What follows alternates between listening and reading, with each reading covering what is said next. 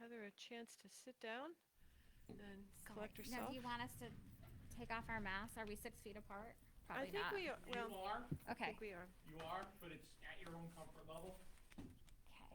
Sorry, You both have hand sanitizer there if you need. I gotta get my accoutrement set up here. Just a sec. Okay. Give me 1 second. I'll turn my phone off. Get my glasses out. So what's the Oh, big my surprise? We can't take it. Jeez. Waffles? Waffles. I assumed there'd be waffles. You know, if you said you wanted waffles, I would have made you waffles again. I just thought it was standard operating procedure. I mean, yeah. Last time there was waffles. That's why I'm back. Melissa made him waffles. That's how I got him in here. All right. Oh, Eric, we need a coin toss. We need a coin So, toss. Yeah, we're gonna let's figure how toss does a coin to see who goes first. And Eric has brought a giant Eisenhower silver dollar, so he's going to. Eric's So let going me ask to. you this, so we're clear, because each debate does it different. Right. If you toss the coin and you get it, Yes. you choose whether you go first in the opening. Do you get to choose whether you go last in the close? And do you get the first question? I think whoever wins the coin toss goes first in the biography, your little thumbnail bio, your little introduction. Hello, my name is so and so. I'm running Okay. for Okay. And then from there on we're going to alternate to going first to answer each of the questions. So you go first for question 1. Bob goes first for question 2. Back and forth, back and forth. Back. Okay, it doesn't have anything to do with the coin toss. Well, the coin toss will start that off. Okay. And our sound bit you said was 3 to 5 minutes was the intro. Right, 3 to 5 minutes Yeah. for your introduction, and we're not really timing that. Opening statement. Yes, please toss a coin. Okay, since Heather's starts with an H, she's heads. I didn't even get to pick her own thing. Okay. Nice. Heads, okay. Okay, so what does that mean? I get to pick? You get, as I explained a minute ago, you get to go first. Usually you get to pick. You get to pick if you want to be Oh, the for the first love of person God. speaking or the last person speaking. I say that you go first with your Okay. So then I get to speak last. introductory statement. All right. Yes. All Okay. right. Are we ready now? Okay, I just got to get all the rules down. Okay. Okay. I will be explaining them in the introduction as well, so that. Perfect. Okay. Can I ask one other question? Because I Sure. don't have any information. Are we doing like 30, 60, 30, 90, 60 again? 2 minutes for each. You get to first. Okay, I ask a question. Mhm. Person A responds for 2 minutes. Person B gets 2 minutes. Person long A gets time. 1 to Yeah. respond if they wish, to rebut if they wish. Person B gets a minute to rebut if they wish. You don't have to take that extra minute if you feel like you've spoken your piece, but the Okay. option is there. So everybody gets Oh. 2 chances to say something about the question. Whatever the question is. Okay.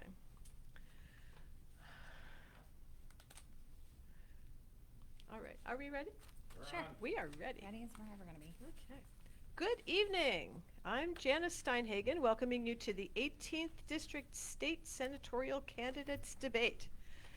Thanks to Mike Minarski and the rest of the staff at SNSN Radio here in Jewett City, we'll have a chance to hear incumbent state Senator Heather Summers, a Republican, and her Democratic opponent, Bob Stachin, address some of the issues of prime importance to residents of Eastern Connecticut. Specifically, we will be focusing on topics relevant to communities of the northern tier of the district. Many, if not most, of the topics we'll cover were suggested by Eastern Connecticut residents via social media, and we're grateful for their submissions. For those listeners who are unfamiliar with Connecticut's senatorial districts, here's a quick civics lesson. Connecticut has 36 seats in its Senate, and state senators are elected for 2-year terms. The 18th district extends from the shoreline north to Moosip. It includes the towns of Griswold, Groton, North Stonington, Plainfield, Preston, Sterling, Stonington, Voluntown, and the city of Groton. Just to outline our format for this evening, Each candidate will have the opportunity to make a 3-minute opening statement with some background information about that candidate's experience, education, and motives for seeking this office. We'll then proceed with a series of questions. Each candidate will have 2 minutes to respond to the question, followed by 1 minute to react to or rebut their opponent's response. The candidates will alternate going first in their answers. We will conclude with a 2-minute closing statement from each of the candidates. We are tremendously grateful to both Mr. Stachin and Senator Summers for attending this discussion, especially just a day after a similar event which was focused on issues impacting the shoreline communities of our district. And we're eager to hear what they have to say about matters of concern for our inland towns as well. We'll start with an opening statement from Senator Heather Summers, who won our backstage coin toss. Good evening, everyone. I'm happy to be here tonight. And I'd like to thank Janice and also Mike for hosting this event tonight, and to the great people of the North who are watching here or listening in. I'm here because of you. You are the focus, you are the reason that I'm running, and you have blessed me with the opportunity to represent and protect this great state and our district. And to show my thanks, I fought for the last 2 terms. I have fought for you, tooth and nail, blood and cheek, because the great people of the District of the 18th deserve that. You are worth fighting for, and Connecticut is still worth fighting for. A little bit of my background. I'm born and bred in the 18th District. I grew up in a small town, Mystic, Noank, went to public school, then went on to the University of Connecticut. I have a degree in economics and English. After that, I've worked at Electric Boat. Say hi to everybody there. Great place to work and learn. I made many great friends that I still have today. After working there, I went into medical device sales and eventually started my own company with 2 partners.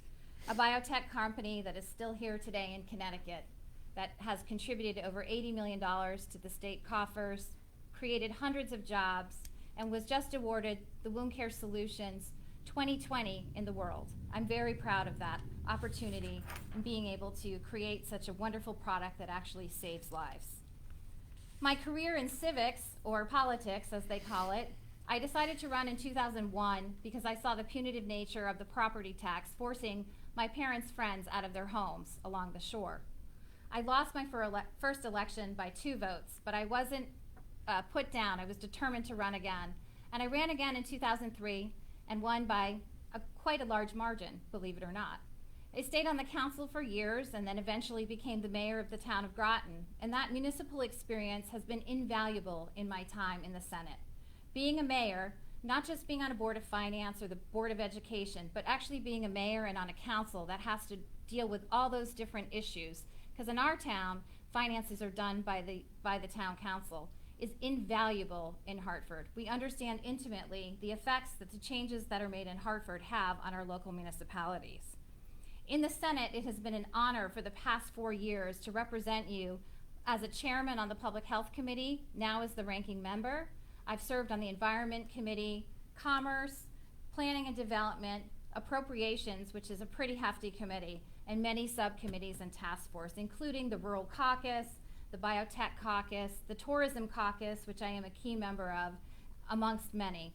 And just recently, I have been appointed to the Governor's Advisory on the new COVID vaccine. Although some people have tried to demean my appointment there, names are presented, you're interviewed, and then the governor goes ahead and makes the appointment. I've had great success in the Senate, and in Hartford, I've made more meaningful legislation be able to pass in my 2 terms than some senators have in their entire career.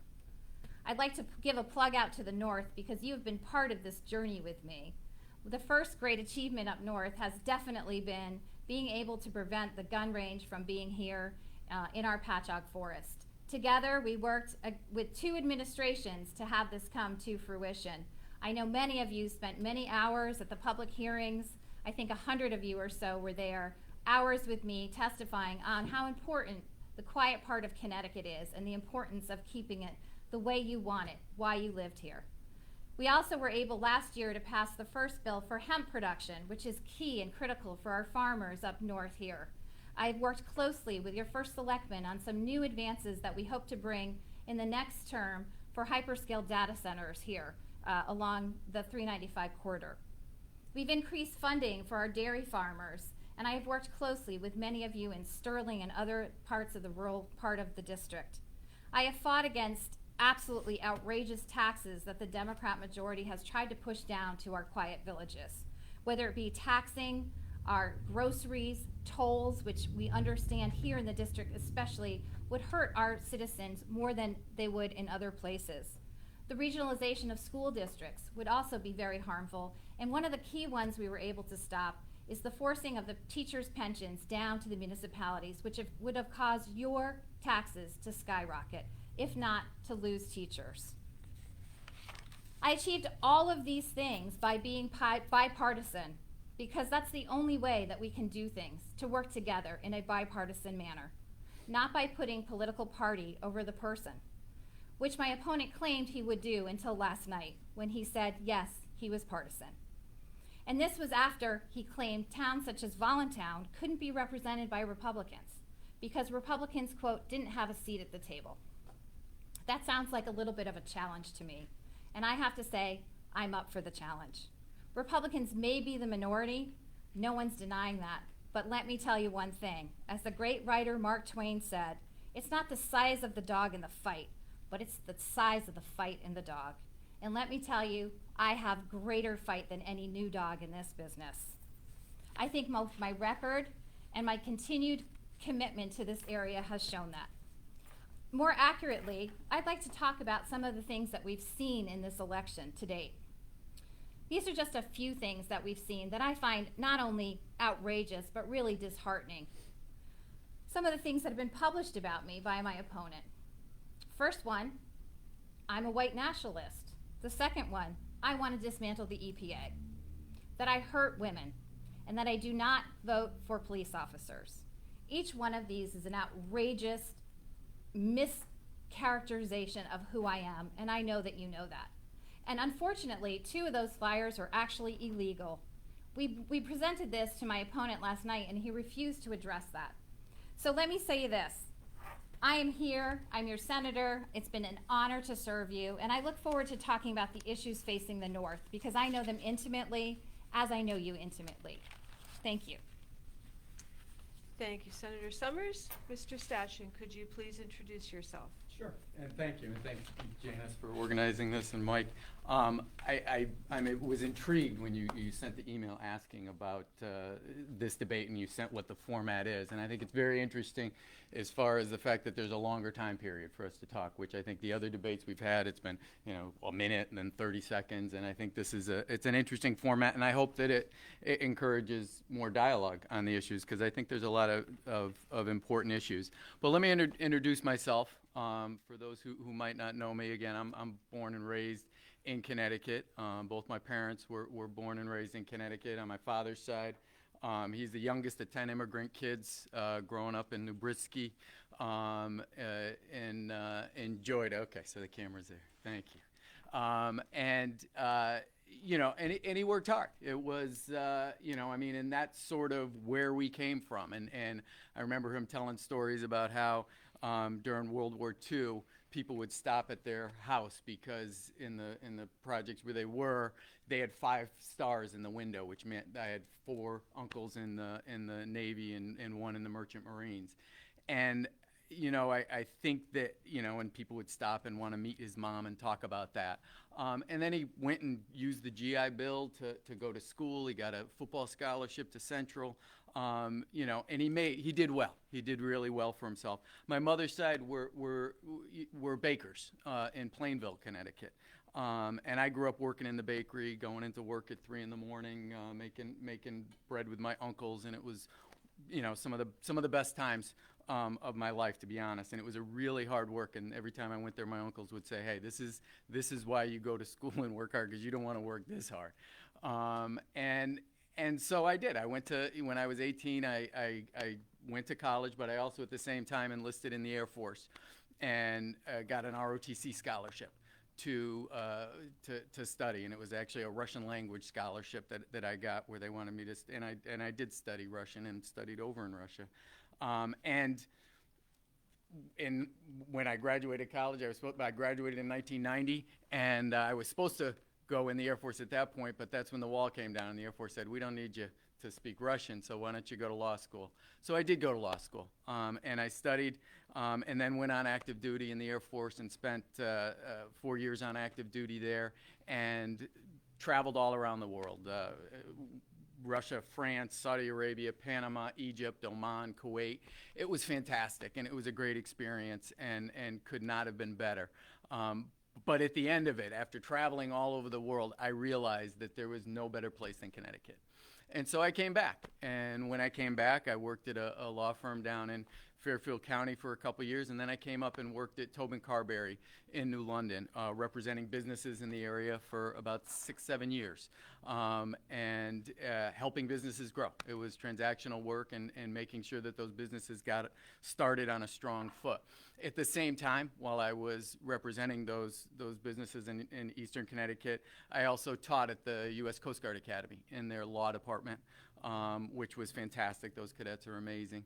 And also, when I came back, I joined the Connecticut Air National Guard and transitioned without a break in service right from the Air Force into the Connecticut Air National Guard. And for the past 24 years, I've been their lawyer, their JAG. And now I'm at the headquarters doing that. About 15 years ago, an opportunity presented itself to teach at a law school and to run a small business clinic, Western New England University. And so I run that small business clinic, and we provide legal services to low-income entrepreneurs and help them get started, help them hire their first employee, help them get incorporated, help them get contracts done. And I've been doing that now for 15 years, working very closely with all these businesses as well as with the students doing that. I think that gives me a great perspective to be able to think about economic development in this area. I've also served on the Board of Finance in Stonington, where we've worked on our budgets and understanding those sort of town finances and the importance and the interaction with the education budget and the town budget and making sure that all of those can work. I think that my legal and my military experience puts me in a position to be able to go to Hartford and represent the interests and the values of the people in Eastern Connecticut, and I look forward to doing that. And I look forward tonight to discussing the issues and hopefully having some substantive discussions on those. So thank you. Thank you very much, Mr. Stachin. Our first question will be, and Mr. Stachin will go first in responding. The current COVID-19 pandemic has compelled states and municipalities to find alternate ways for voters to have their voice at the polls.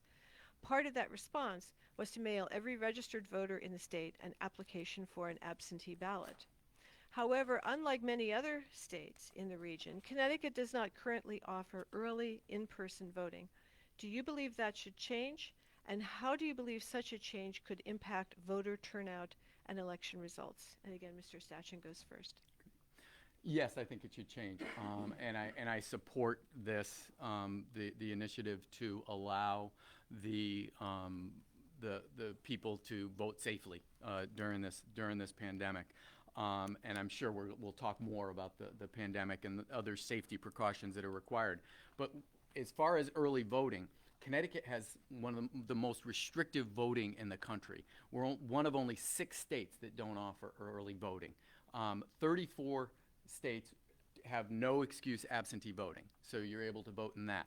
5 states are entirely by mail. We're behind the curve, and we tried to pass a constitutional amendment a few years ago, and it didn't pass. I think it was poorly drafted as far as the language that was on the ballot to get that changed.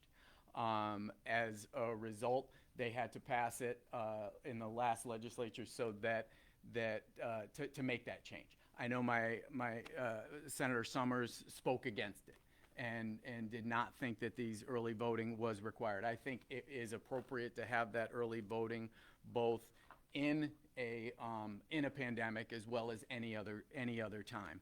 I think that, again, trying to make that as safe as possible. And when she spoke against it the first time when the bill was up, and what's going to happen now is it'll come up again, and if it passes this time, which it will, then it's going to be on the ballot in 2022, and then we'll have early voting. When she spoke against it the first time, there was a concern it was pre-pandemic. And so, could have opposing viewpoints. One of the concerns is that she voted against the ballot boxes, or voted to remove the ballot boxes now in the middle of a pandemic. And I have concerns with that. And I know last night we talked and she said some of the safety reasons on that and her concerns on that. But again, I think allowing the most people to vote is really is something that's important for our democracy. Thank you. Thank you, Mr. Stash. And Heather, could you please, Senator Summers, could you please respond to this? Absolutely. If we're going to talk, there's two different things here. There's early voting, which we actually had a constitutional amendment question on the ballot a few years ago, and it failed. But it came up again in the Senate, I think it was 2 years ago. The issue with early voting at the time, to be able to support that bill, there was no plan. It literally was, we want to be able to vote early. And we had asked for more definition. What does that mean? Does it mean a week early, 3 months early? Where do we vote? How do we vote? None of that was in the language. So I feel very strongly that if we're going to vote for something to go to the public, to have them vote on it in a referendum, we need to have a plan. It needs to be defined. And that's why I didn't vote for early voting then, because there was no defined plan. This year when it came up in the Senate, I've always been a proponent of no excuse absentee ballots. I think that we should be able to do that for any reason. You can't get there, you're busy. I know my husband always struggles working in the hospital to try to get to be able to vote should he be on call. I think you should be able to go in early and vote in person. I do think that, but it has to be defined. And this year, especially because of COVID, I did support, in the end, the bill that had us be able to vote by no excuse absentee, and also to put the ballot boxes out. There was an amendment that was going to withdraw the ballot boxes so they would not be available for you to put your ballot in. I supported that for a few reasons. If you look at what's happening in other states now, in California, and it's conservatives, they're putting out fake ballot boxes along the street, so people are putting their ballot in a ballot box that is fake and it's not secure.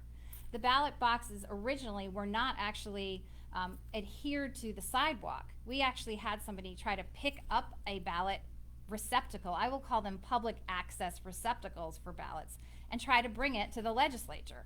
So they're not secure. That was my other issue. I felt that if we were going to have ballot boxes you could return your ballot in, it should be inside the town hall so it was secure.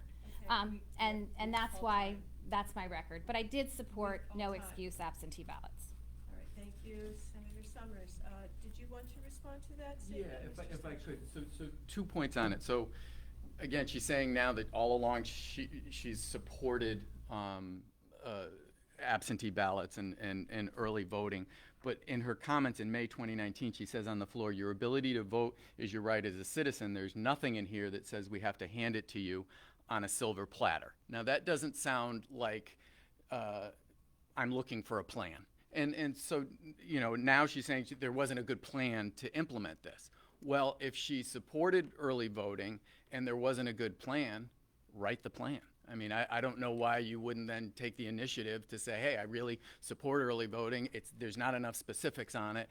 Here's the way I think. That's the way someone who supports an issue, I would think, would proceed. And so to just continually say this doesn't work and not provide an alternative, I think raises concerns. Thanks. Thank you, Mr. Stashen. Senator Summers? Sure. Well, what Mr. Stashen doesn't realize is we did provide a plan. We actually provided a plan to the Secretary of State that had laid out a plan on how early you could vote, how early you could come into her office, to the clerk's office and vote, and how you could vote by absentee ballot. But that was rejected. So yes, we did supply a plan. Again, the Democrat majority rejected it. Thank you, Senator Summers. This spring's violent weather and the resulting power outages underscored recurring problems in the state's utility infrastructure. Residents of eastern Connecticut, especially those in the rural areas, spent days in the dark, even as Eversource ratcheted up its electric utility delivery fees. How do you propose to offer relief to district residents from the spiraling cost of electricity? And we will start with Senator Summers. Sure, thank you for that question. During those storms, I can tell you I was in constant contact with every first selectman up here, up all night talking to Selectman Hanson and Selectman Babbitt on all the issues that you were having, from electrical fires where lines were down and we were having a drought, to areas where dairy farmers need to have electricity, etc. Part of this issue that we're dealing with comes from the deregulation that we went through. And the legislature, controlled by Democrats, allowed Eversource really to have the ability to not have linemen full-time and to be able to have that cost be outside of their structure. So what happens is they just don't have full-time staff to cut down the trees that they should do to be able to maintain like they should, and they bring in outside crews to do a skeleton job, and really a poor job. The other thing that needs to be done is we did pass some legislation that looks at holding Eversource accountable, that brings them in, that we have bills in right now asking them to replace some of the losses that people have incurred, whether it be for food or other areas that they can get reimbursed. But one of the biggest issues that no one's talking about, which was not included in this energy bill, and it is a bill that I plan on putting in, is to pull PURA, which is the regulatory agency that helps set the rates for Eversource and allows them to charge what they charge for transmission, outside of the DEEP. The DEEP should be separated from PURA. PURA should be clearly independent. And when we look at how Connecticut is pushing to go completely electrified, the purchase power agreements in energy are very complicated for a reason. But the purchase power agreement years ago used to look at cost as a factor, and they have taken cost out of the equation. Thank you, Senator Summers. Mr. Stachin, could you please respond? Sure. It was abysmal. I mean, it created so many problems for the people in the region, and I think that it was, and some of it was unnecessary. And I think when you looked at towns that had more local control over any energy distribution, like Norwich and Groton, their ability to get their electricity back up so much quicker, it certainly raised some significant questions. I support the legislation that penalizes them in regards to having to make sure that people are reimbursed for what they lost. But the big picture items I think that we need to look at is, one is looking at our grid. We have an antiquated grid system that distributes the electricity, and they've done now a lot of times when there's a new development, they require them to underground, or at least highly recommend undergrounding, but having to underground everything at this point would probably be cost prohibitive.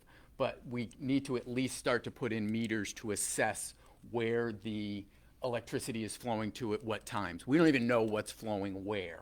And so looking at that grid, building up that grid, and making sure that it's in good, that it is a modern grid, I think is a good first step.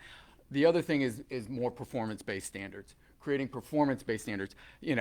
For a company to be able to fail as miserably as it did, and then have their CEO get $20 million in wages, I think is concerning to the people of Connecticut. We're cheap Yankees, and that just doesn't make sense to us that they would be able to do that. And so I think those sort of performance-based standards, so that when things happen, they are on the hook, I think would certainly be a good two good things to work on. Thank you. Thank you, Mr. Stachin.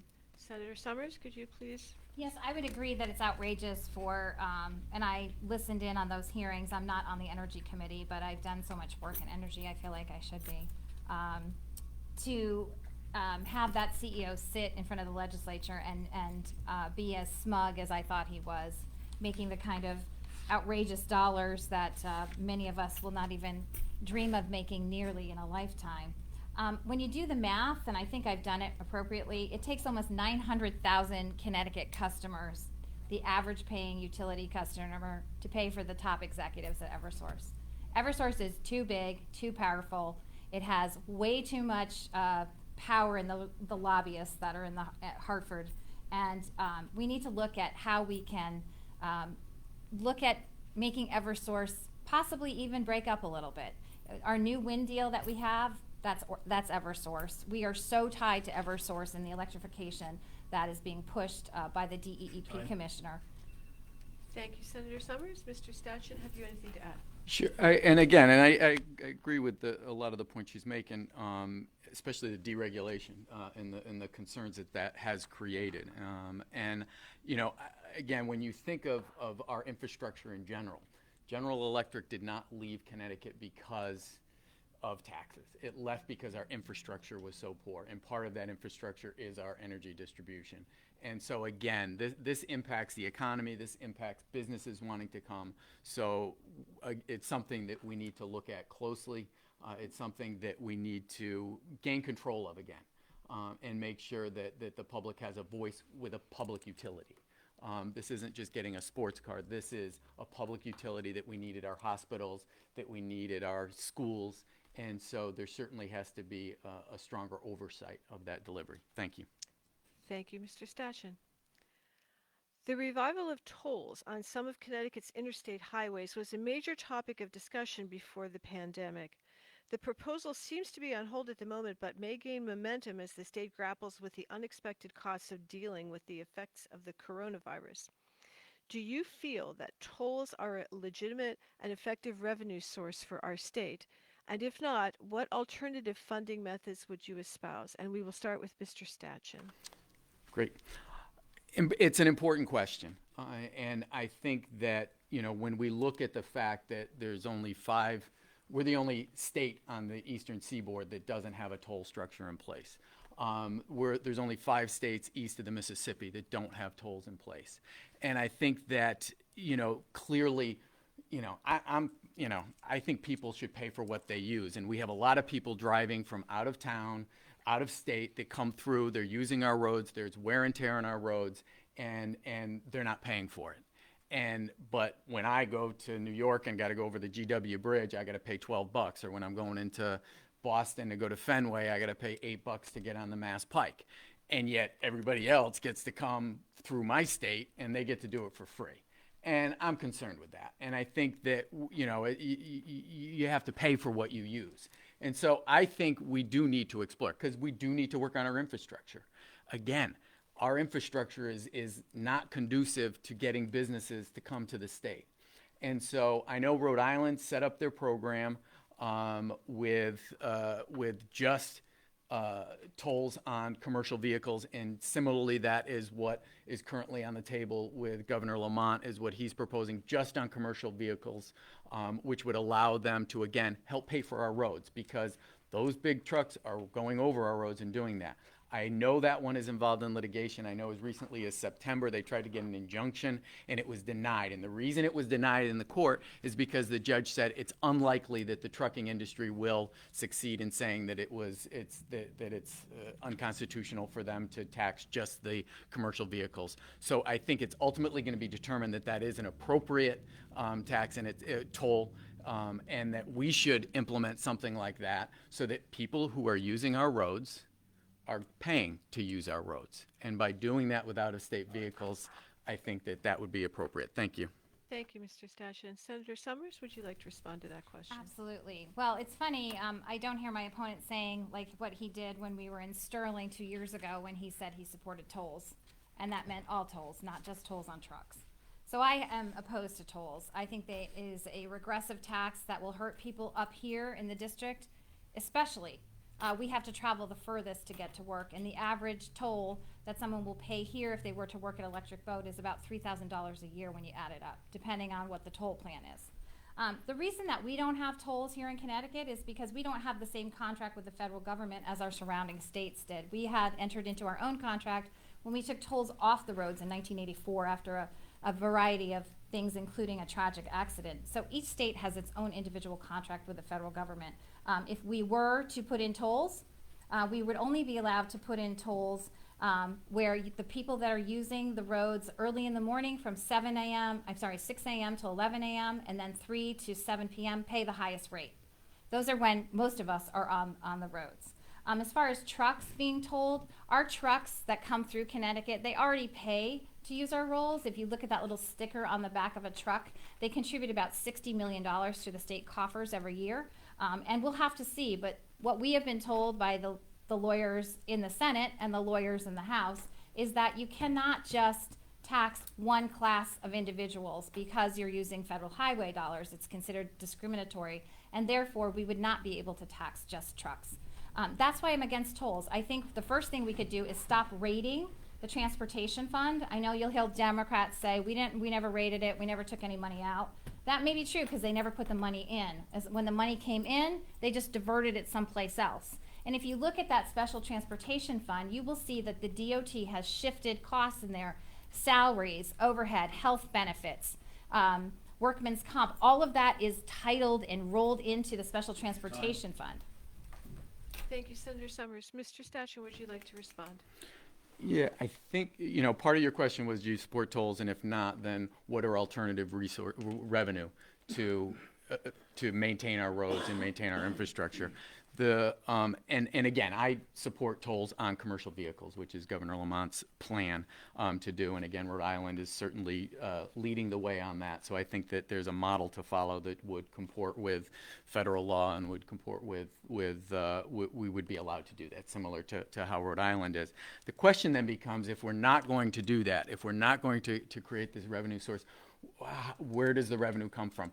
Republicans put forth a proposal of borrowing more and getting more debt. And that's, as I'm sure we'll probably talk about, is one of the problems that our state has, is the debt issue. So I don't see that as a viable solution to take on more debt. So hopefully, again, we need to find ways to generate revenue. It should not, I agree, we shouldn't have regressive, it shouldn't be on individuals, but thank you. Thank you, Mr. Stachel. Senator Summers? Yes, well, now here in the second time in your race, now you're just wanting to toll trucks. Before you wanted to toll everyone, so I'm glad you've had that change of heart. As far as revenue, let's get the special transportation fund doing what it's supposed to do. That revenue is supposed to go in there. It's not supposed to be paying for salaries, for overhead, all this other slush that the DOT has moved in there. That's number one. The other thing, go to the DOT, look at what they've bonded versus what has been actually paid out. There is so much bonding money sitting on the books that has not been expended. Why don't we look at reallocating some of that funding? The other thing you're seeing is the wish list for DOT is vast. It's an estimate. We should be prioritizing project by project what Connecticut needs to do. And I think we should have outside consultants coming in and looking at it and making sure and verifying that what we're doing makes sense. Thank you, Senator Summers. Just over a year ago, a town ordinance was proposed in Griswold that would have prohibited the open carry of firearms on town property. The ordinance was sparked by two incidents where a gun was openly visible, one at the Griswold Senior Center and one during a family event at Veterans Park. The proposal met with heated opposition from town residents and ultimately was defeated at town meeting by a wide margin. What is your position on this issue? Should municipalities have the right to set community standards for firearms on town property? And we will start with Senator Summers. Yes, I remember that actually, and I think that was one of the most widely attended town hall meetings in Griswold. I believe that power should stay at the municipal level. We do have gun laws here in Connecticut, some of the most restrictive gun laws in the nation, but to decide whether or not you should be able to open carry on town property, I think that belongs at the local level. Thank you, Senator Summers. Mr. Stachel? Well, in regards to this and in regards to gun control in general, I'm going to bring in law enforcement and speak with them. And I think if you speak with law enforcement on these issues, having different municipalities have different rules is not conducive to effective law enforcement, and it could endanger law enforcement in performing their duties. If somebody, drives over the line, if Voluntown has a different rule than Sterling has a different rule than Plainfield, and someone's driving and they stop at one place and they do it and another place they don't, I think that creates too much unpredictability and endangers law enforcement. I'm not a pacifist. I've been issued firearms to go into combat zones in Bosnia and Saudi Arabia. And so, again, I'm not a pacifist, but I have a lot of respect for the expertise of law enforcement and their opinion on what is appropriate and what is best for public safety. And I think that in general, having a patchwork approach would be of significant concern. And so it would, again, I'd want to get that input in. Thank you. Thank you, Mr. Stachin. Senator Summers, would you like to respond? Sure. As you know, we have gun laws on the books right now. And quite frankly, this ordinance was specifically for town property. So I think that a town in Connecticut, towns can decide if that is appropriate for them or not. We have had no issues to date concerning law enforcement's confusion on that.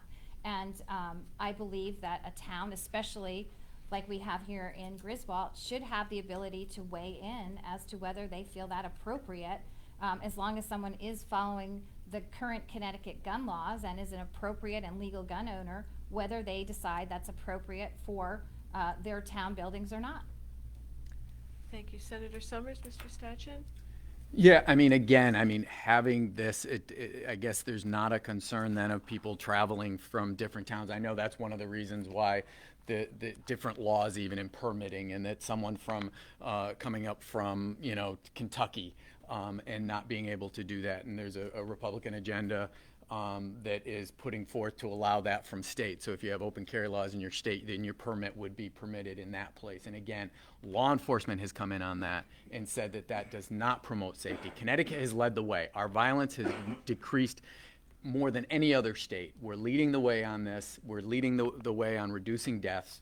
And again, I'm going to bring in law enforcement. I'm going to listen to the chiefs and the police officers and find out what makes their job safe and what they promote and what's going to allow us to have safe society, safe towns and safe areas. Thank you. Thank you, Mr. Stachin. The COVID-19 pandemic has upended normal life across the globe and left government officials scrambling to respond effectively to spikes in infection rates, struggling economies, and a transformed business climate. What do you see as the state's role in helping municipalities in Connecticut cope with the challenges created by the coronavirus? And we will start with Mr. Stachin. Well, I think we've led the way in this as well, and I think Governor Lamont has shown tremendous leadership. I was activated in the National Guard at the end of March when it broke, and I was assigned to the Department of Emergency Management and Homeland Security as the liaison between the National Guard and that department. And so we were here up in Killingly at the Public Works Garage distributing to municipalities PPE and various other hand sanitizers, a variety of things to the municipalities in Eastern Connecticut. We also had a station down at Mohegan Sun, which I think it was effective. And you saw the pictures of the kids our young troops loading the boxes in the back of cars, and we'd have first responders coming through, municipalities coming through towns. There is a role. Certainly, especially in that situation where towns had not stockpiled sufficiently in order to meet that need. We need to continue to support our municipalities as much as possible. It is going to take a team effort to get us back on board. Our economy shrunk as a result of this by a third last spring. That's significant. And so we do need to have active roles. We need to have safe reopening. We have to make sure, because if we don't, then we're just going to keep cycling and opening and having to close and opening and having to close. And that's one of the reasons, again, why I think Governor Lamont's leadership as far as relying on science and making these decisions. Do we move to phase 2? Do we move to phase 3?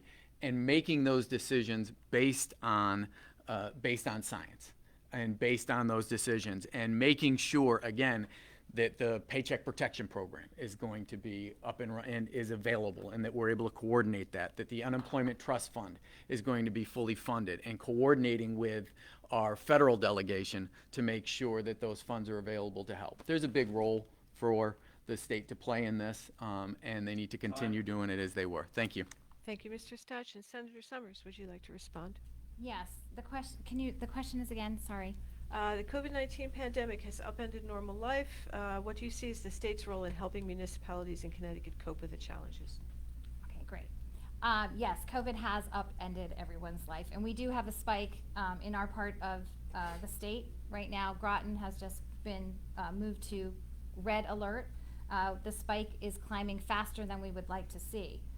The state absolutely has a role. This is a pandemic.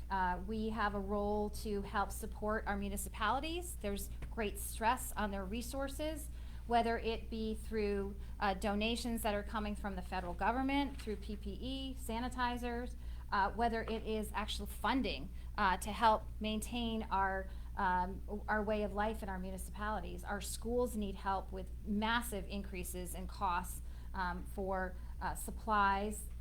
We need help with our health districts. They have to do all the contact tracing that they have now been tasked to do. Our health districts in our area have been doing contact tracing long before the pandemic, but our municipalities absolutely need help from the state. And that's one of the reasons why I think it's so important as a legislature you have say in what is happening. Governor Lamont has done a good job. However, we need to have more of a say. The money that's coming in through the CARES Act for COVID, I'll give you an example. We spent $100 million of that paying salaries. Instead, that could be going to be used, $10 million, to be used to share up the unemployment trust fund. Our unemployment trust fund is going to be depleted. That means every small business is going to get a huge assessment to pay into that unemployment trust fund. Those are the things that we should be looking at, and as a legislature, we should have the ability to weigh in. But absolutely, the state has a very large role to play in helping municipalities. Thank you, Senator Summers. Mr. Stadchen, would you like to add to that? Sure. I would just also, another effort that the state is doing is vaccine and distribution, because the end game on this is a vaccine and making sure that that's in place. And I know at Waterford High on October 25th, they're going to have a flu vaccine dispensing activity. And it's kind of a practice run to get set up for the vaccine distribution when that becomes available. So, I'm telling folks, hey, participate in that. If you haven't gotten your flu, go, that's a way to go do it. And if, but in any case, keep your eye out for that vaccine coming through, because I do think that that's the end game. Thank you. Thank you, Mr. Stadchen. Senator Summers? Yes, I think one of the things that the state can do to help municipalities is to reinforce the key things that we can do to help mitigate the virus, which is wear a mask, use sanitizer, wash your hands. Those are the two most important things we can do besides social distancing to help mitigate the virus. And I know many are tired. Everyone's heard the term COVID fatigue, but we have to get through this. As far as the vaccine's concerned, sitting on that advisory committee, we are in the very preliminary stages of if a vaccine is cleared by the FDA. We have one with Pfizer, our hometown pharmaceutical company, that looks very promising. The J&J vaccine just had some issues, so that they'll have some setbacks there. But when and if a vaccine becomes available, how do we distribute it? Those are talks we're just having now. Who would be the priority to get it? And how, when we get it, would we be able to distribute it? So those talks are just happening now. But those are all things in the future that we're going to need to consider. Thank you, Senator Summers. Bill number 6004, commonly known as the Police Accountability Bill, was introduced into the General Assembly and signed into law by Governor Ned Lamont this summer in response to nationwide protests against police brutality and racial bias, sparked in turn by the death in police custody of George Floyd and other African Americans. Several portions of the bill took effect this month, including a mandate that police officers intervene and report when they witness excessive use of force by their colleagues, as well as a requirement of probable cause before police can search a vehicle they've pulled over for a moving violation. Do you see this bill and its restrictions as a necessary regulation of police authority, or do you think its provisions will adversely impact staffing and morale within state and municipal forces? And we'll start with Senator Summers. Yes, I know we vehemently disagree on this bill. Bill 6004, I believe, is a bad bill. In order to solve the issue of reform, we need to come up with common sense solutions for both the communities that are longing for it and the officers who have served with such dignity and put their lives on the line.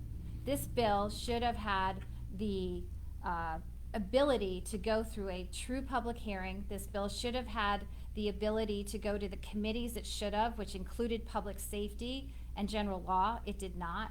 This bill was rushed through. It was emergency certed. It never had a full public hearing. It went to one committee, Judiciary, that rushed it through. And what we're seeing now, yes, is already the effects of this bill.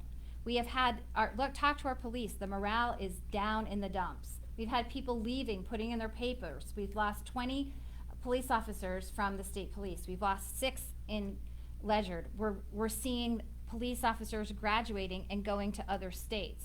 Now, I know my opponent said that he supports this bill fully, and it didn't go far enough. But when you look at the details of this bill, and you talk to any chief and any police officer, the issues are the qualified immunity, the consent, and also the use of force. Those are 3 areas in this bill that need more attention and that have already had a negative effect on policing and crime. We've seen in Hartford, the crime rate has actually skyrocketed just last weekend, where the governor had to call in the state police for backup. The governor, who the state police had a vote of no confidence on after he signed this bill. So there are huge issues here. Qualified immunity is a big issue. I know my opponent does not agree with me, but I've talked and I've sat with the chiefs. I've sat with the police unions. And that's why I've been endorsed by the Stonington Police Union, the Plainfield Police Union, the Fraternal Order of Police, and many other police organizations. This is a bad bill. It makes us less safe. Thank you, Senator Summers. Mr. Stachin, could you please respond to the question? Sure, thank you. I consider it to be common sense accountability reform. I support our law enforcement and I support public safety. And, certainly, I mean, my opponent has used a lot of the mailings to indicate, to say that I'm against public safety. One of my concerns is that she says she supports law enforcement, but she doesn't vote for their raises, doesn't vote for paying them more. I think that's a good step. Maybe less people would be quick to leave if they were getting fair wages, and the Democrats made sure that they did get that raise in their last contract.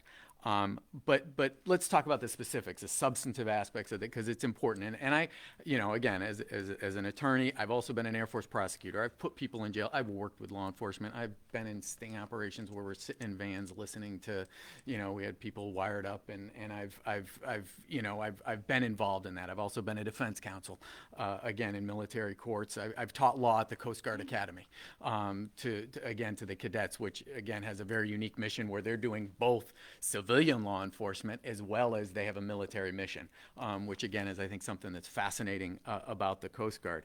But first the qualified immunity, we can talk about that. Qualified immunity still exists, and I think there was a big misinformation campaign that took place, and qualified immunity still exists, and it exists in the form of a 1967 case, Supreme Court case of a good faith exception. So again, we don't have enough time, even with our extended time here, to get into that. Use of force. I've taught use of force in the desert when people can, when pilots can drop bombs. I've done it in Bosnia when, whether they could do, whether they can check people's passports in new countries, in Yugoslavia when it broke up. You can set these standards and you can hold them to these standards. And if they need to be modified, they can be adjusted. But we have to stop the misinformation. Thank you. Thank you, Mr. Stachin. Senator Summers? Yes, it's funny that my opponent said he wanted to talk to law enforcement before an ordinance on whether you could open carry on town property, but he didn't want to listen to them concerning this bill. As far as not voting for a state police contract, I didn't vote for any of the union contracts because state employees in Connecticut are paid about 15% higher than the average person who's not working in state, and we just cannot afford what's being asked. And if you work with prosecutors, the prosecutors were against this bill. They said it went too far also. So you can't have it both ways either, Mr. Stachin. Thank you, Senator Summers. Mr. Stachin, would you like to respond? Right. Again, the first saying that our state workers are paid too much, I think, is unfair. There's a Boston College study that showed that our workers are right in the median, and if we don't treat our workers well, we are going to have a decrease in service. We need to make sure that these police officers are able to do their jobs, and to not, and giving them a raise, I think, shows their support.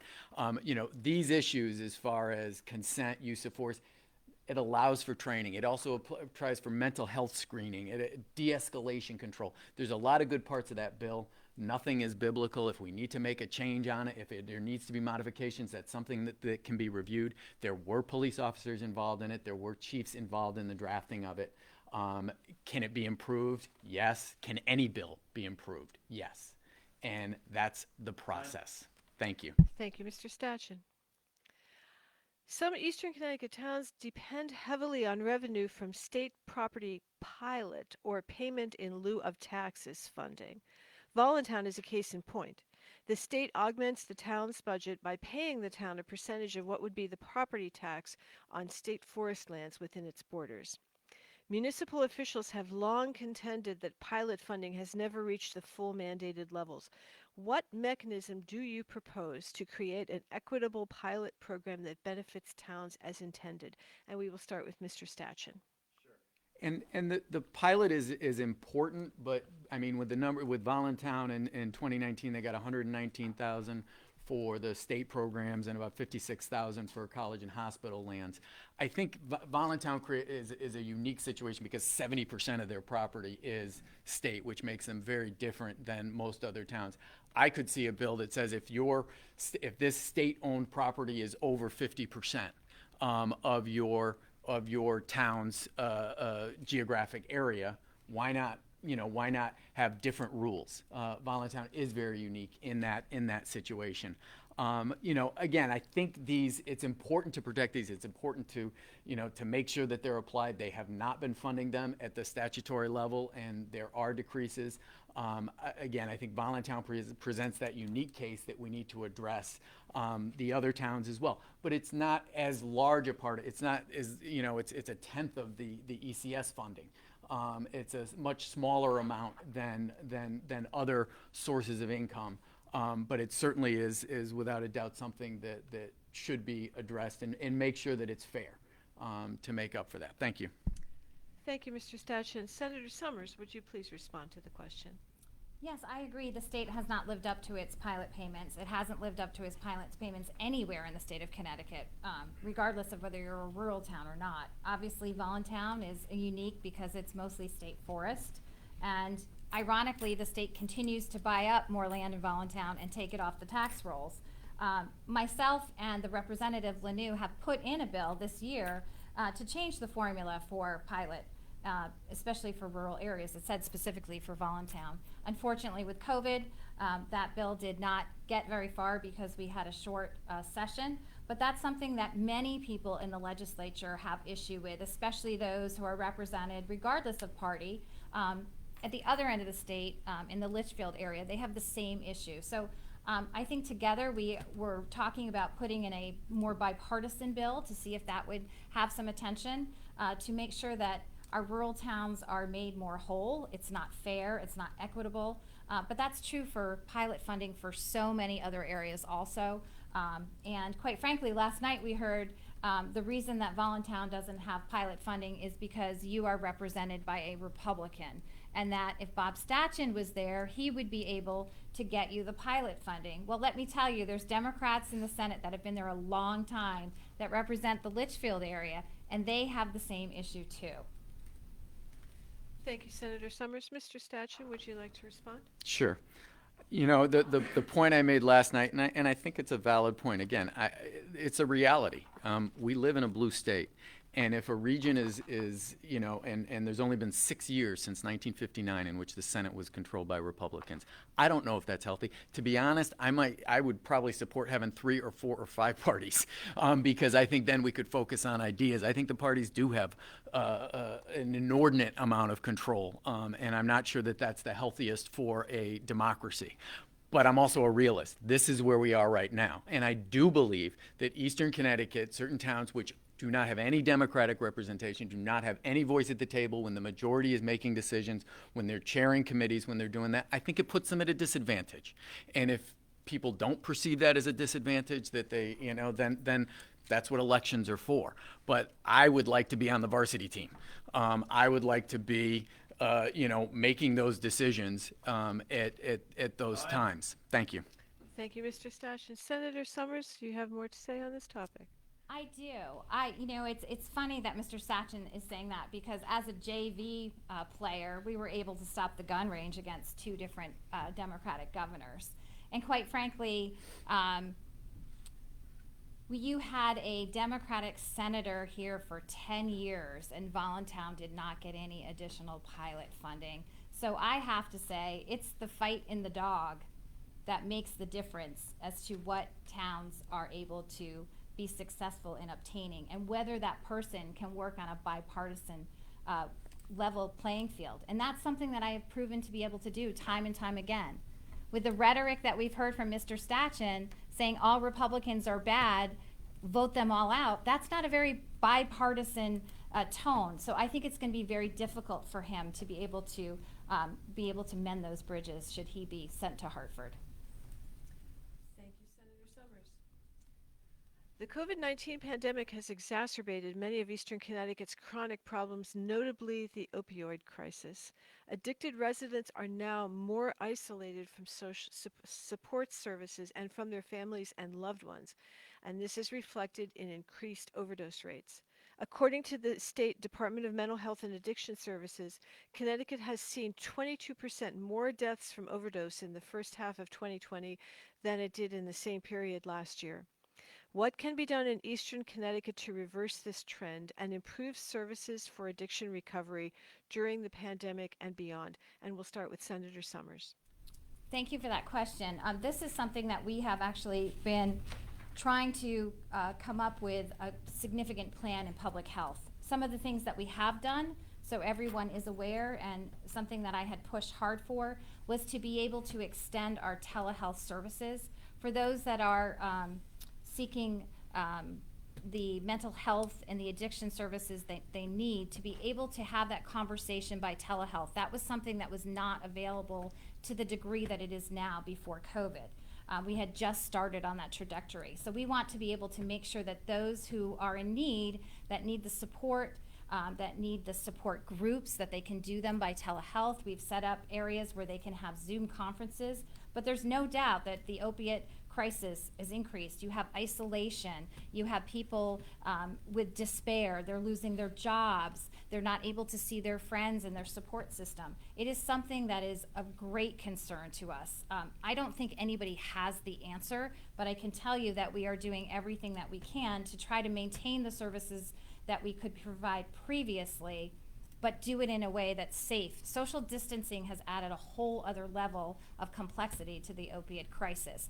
We do believe, again, this is one of the reasons why I think that legislators need to have a seat at the table. There needs to be more money that's coming in from the CARES Act to be able to designate towards this issue. We have not seen that kind of push from the governor's office, and that's something that absolutely we've been advocating for, and if we had a seat at the table, we would be able to see a much more improved outcome.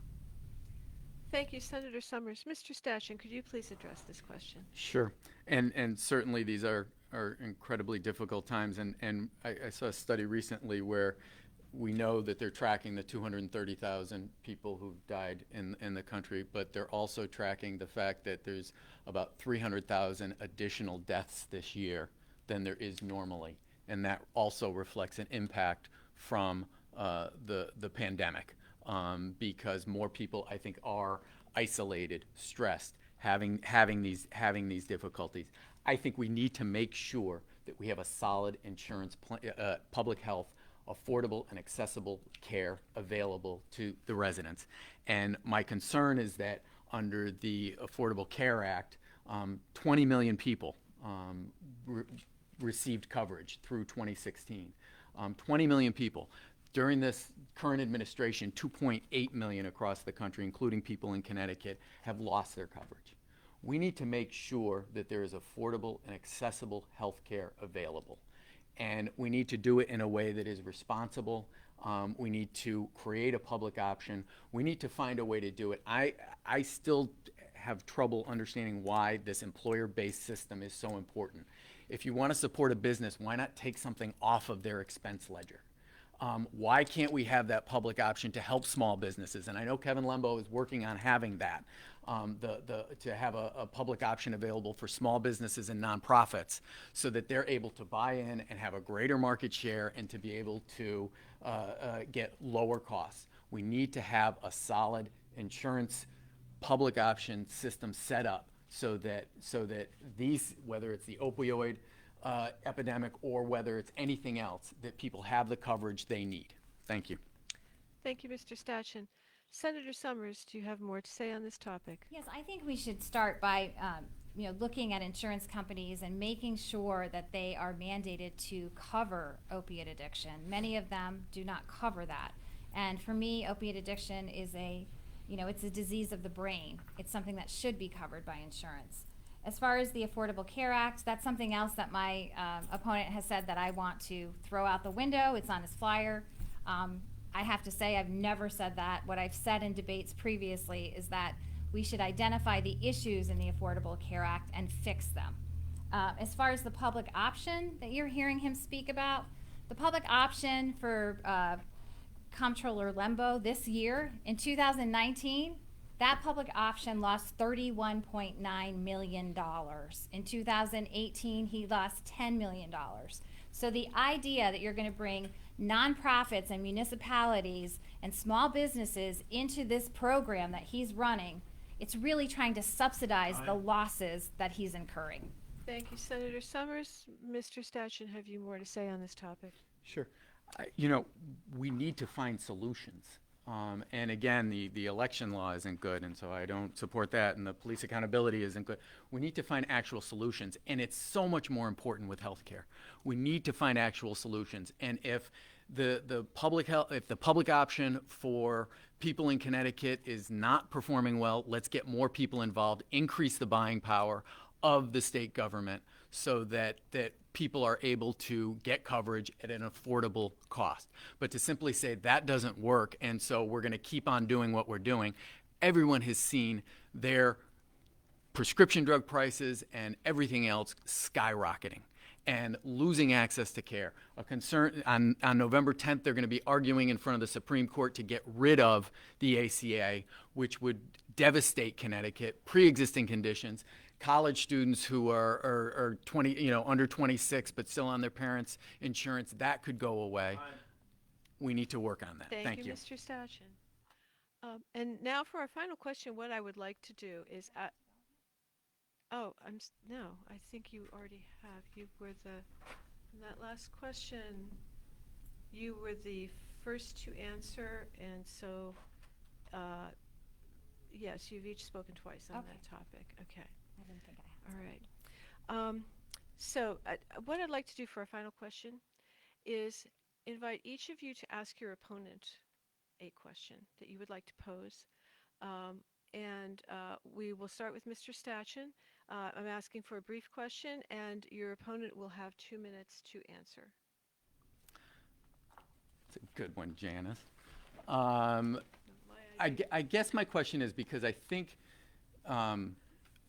this region is so primed and there's economic development opportunity, and I think that having a livable wage, a minimum wage, helps that. And every single study that I've ever seen says that a minimum wage is a positive thing for an economy. I've never seen something that says that minimum wage, now there's anecdotes where, oh, this person told me that they're upset about it. But when you look at actual studies that look at raising and having a living wage and having increasing the minimum wage, that brings up the entire economy, whether it's a region, a state, or whatever.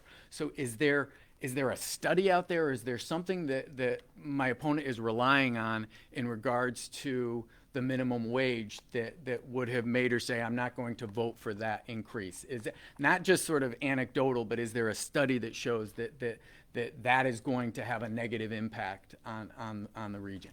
Thanks.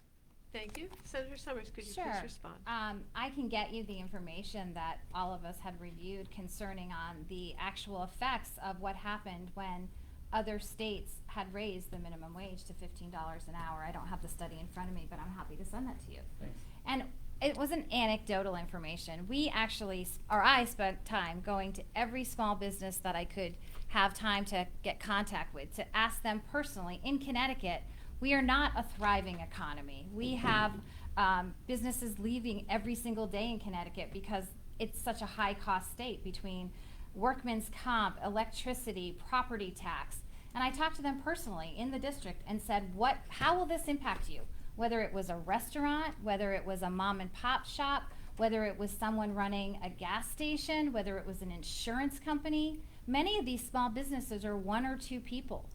In downtown Mystic, I had shop owners tell me they would either have to not hire college kids, go to part-time. They couldn't absorb the increase. And they were not in a position in this economy in Connecticut to pass that cost on to the consumer because they had such a small, shrinking pool of consumers.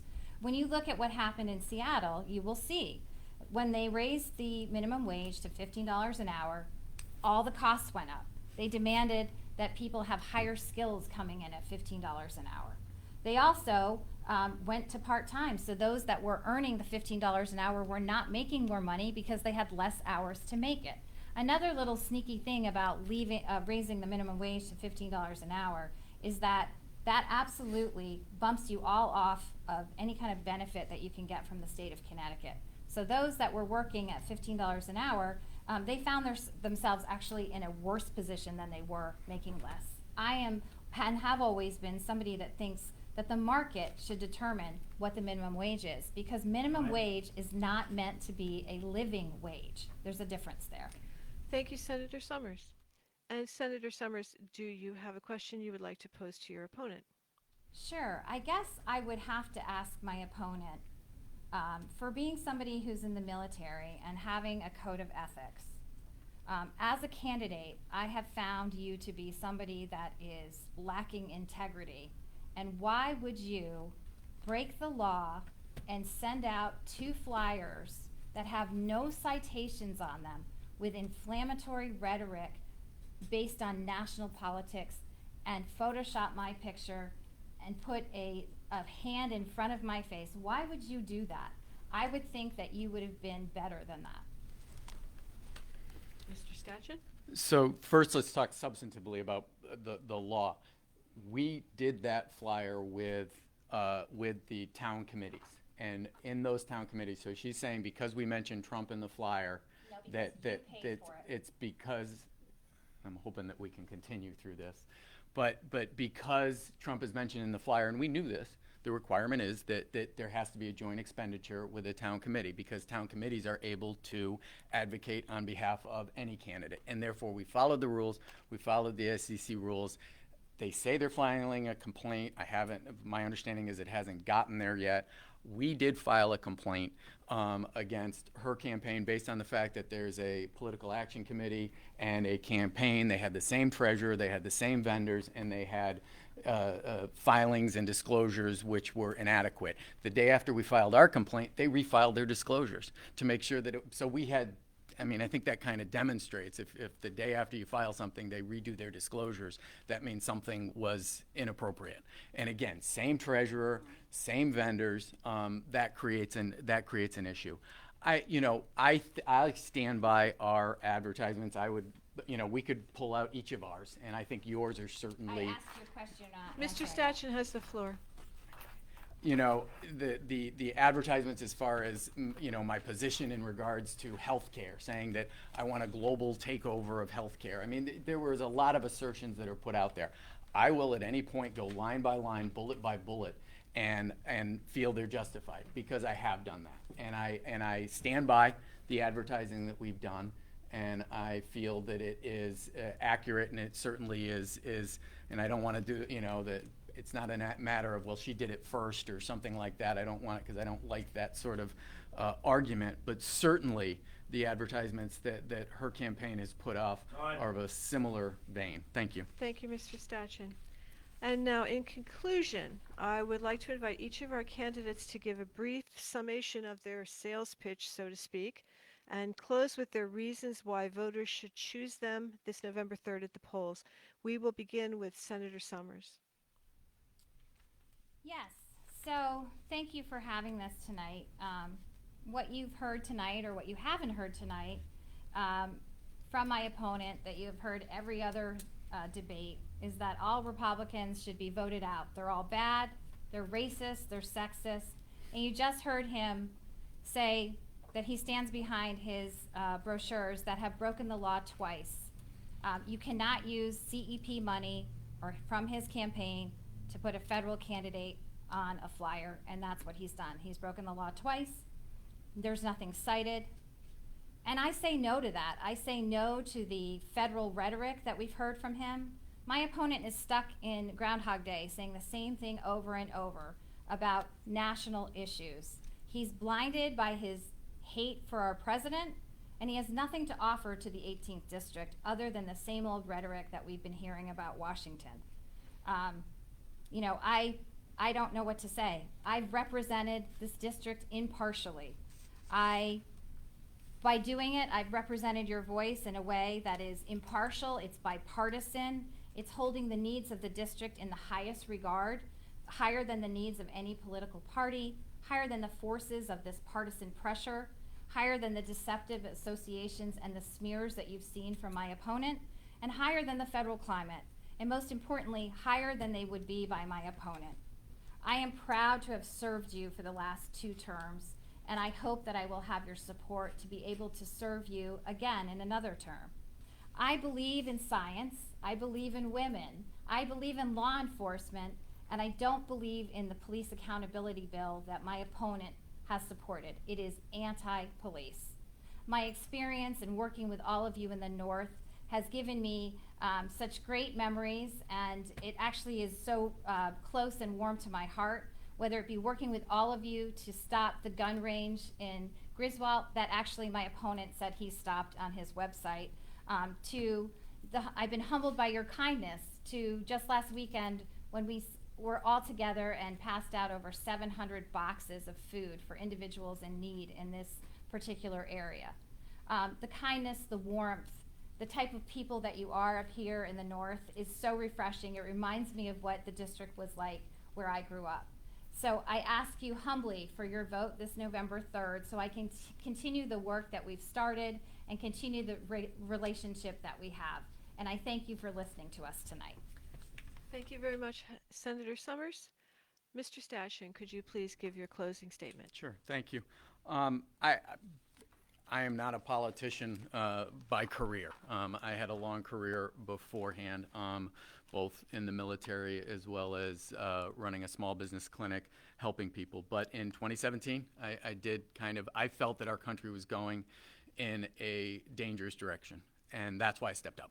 And I had not been involved in politics before. The first town committee meeting I went to was to announce I'm going to run for Senate, which was kind of strange, and I got a lot of looks, but I learned, and I think I'm doing this for the right reasons.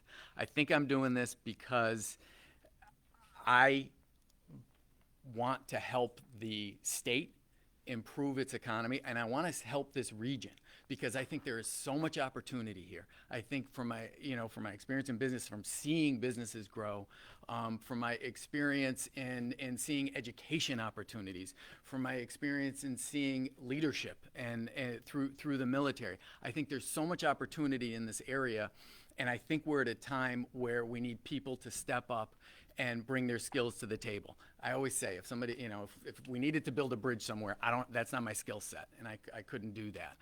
But I've studied law my whole life. I've practiced law. I've studied leadership through the military. I've seen leaders. I've seen good leaders, and I've seen others, and I've learned about that. I think bringing those legal skills and the leadership skills to Hartford, I can represent this area effectively. And I will bring my core values that I had since I was 18 years old in the Air Force: integrity first, service before self, and excellence in everything you do. They drill that into you the first 10 years. You remember it just so nobody yells at you. And then afterwards, suddenly it does become part of your DNA. And I will serve that way as I've served the military. I look forward to serving the people of Eastern Connecticut, and I look forward to the opportunities ahead in providing economic opportunity that we can all participate in, and we can all find ways to excel. And I hope you'll trust me with your vote, and that I can represent you in Hartford. So thank you. Thank you, Mr. Stashen. Before we close, We have one more brief civics lesson. There have been some changes to the voting process this year in light of COVID concerns. The polls will be open for in-person voting on November 3rd from 6 a.m. to 8 p.m., but unlike previous years, all Griswold voters will cast their in-person ballots at Griswold High School. There will be no polling at the other usual locations, only at the high school. Voting elsewhere in our listening area will be at the usual polling places. In Voluntown, at Voluntown Elementary School. In Sterling, at the gym of the municipal building.